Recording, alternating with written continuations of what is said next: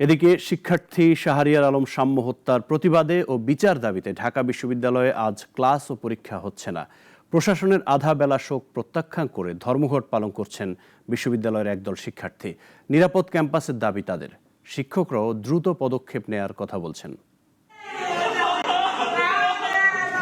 মঙ্গলবার সোহরাওয়ার্দী উদ্যানে দুর্বৃত্তদের ছুরিকাঘাতে নিহত হন ঢাকা বিশ্ববিদ্যালয়ের শিক্ষার্থী সাম্য। বুধবার সিনেট ভবনে সংবাদ সম্মেলনে শোক পালনের ঘোষণা দেন উপাচার্য অধ্যাপক ডক্টর নিয়াজ আহমেদ খান। সকাল থেকে অর্ধ দিবসের জন্য স্থগিত ছিল বিশ্ববিদ্যালয়ের সব ক্লাস পরীক্ষা। তবে দায়িত্ব পালনে ব্যর্থ হয় ভিসি ও প্রক্টরের পদত্যাগের দাবিতে ধর্মঘট করছে কিছু শিক্ষার্থীরা। এ হত্যার ঘটনার প্রতিবাদে বিক্ষোভ করেছে ছাত্রদলও। সকালে প্রশাসনিক ভবন অবরুদ্ধ করে মূল ফটক সহ কয়েকটি গেটে তালা ঝুলিয়ে দেওয়া হয়। বন্ধ করা হয় সব ধরনের প্রশাসনিক কার্যক্রম। সাধারণ শিক্ষার্থীরা বলেন, নিরাপদ ক্যাম্পাসের দাবি দীর্ঘদিনের। বন্ধ করতে হবে বহিরাগতদের অবাধ যাতায়াত।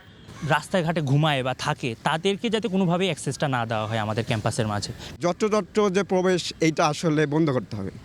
গত 2 দিন আগে আমাদের ফ্রেন্ড সাম্য যে হত্যা হয়েছে, একটা সময় ওর জানাজা ছিল, বাদ-জোহর জানাজাটা ছিল। বিশ্ববিদ্যালয় প্রশাসনের পক্ষ থেকে কিন্তু কখনো আনুষ্ঠানিকভাবে বলা হয়নি। যেমন তারা একটা আহ্বান করতে পারতো যে আমাদের সাধারণ শিক্ষার্থীদেরকে জানাজা অংশগ্রহণ করার জন্য।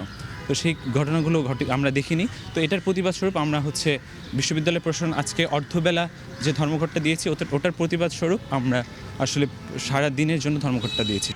সমস্যা সমাধানের উপায় আর অগ্রগতি সম্পর্কে ঢাবির রাষ্ট্রবিজ্ঞান বিভাগের সহযোগী অধ্যাপক রাশেদ আলম জানান, ইতিমধ্যেই নেওয়া হয়েছে কিছু গুরুত্বপূর্ণ পদক্ষেপ। তবে দীর্ঘমেয়াদী সমাধানের জন্য সকল অংশীজনের একাত্মতা প্রয়োজন। সকল অংশীজনদের মধ্যে দিয়ে একটা সংলাপ হয়েছে এবং কিছু কার্যকরী পদক্ষেপের ঘোষণাও এসেছে। সো এগুলো কিন্তু আমার কাছে মনে হয় নিরাপত্তা বিধানের জন্য ভবিষ্যতে এবং ঢাকা বিশ্ববিদ্যালয়ের পরিস্থিতি উন্নয়নের জন্য গুরুত্বপূর্ণ পদক্ষেপ হিসেবে কাজ করবে এবং সেগুলো বাস্তবায়নের জন্য কাজ করে যাওয়া দরকার। শিক্ষার্থী সাম্য হত্যার ঘটনায় 3 জনকে গ্রেফতার করার পর আদালতের মাধ্যমে কারাগারে পাঠিয়েছে পুলিশ। মুনিয়া জ্যোতি, নাগরিক, ঢাকা।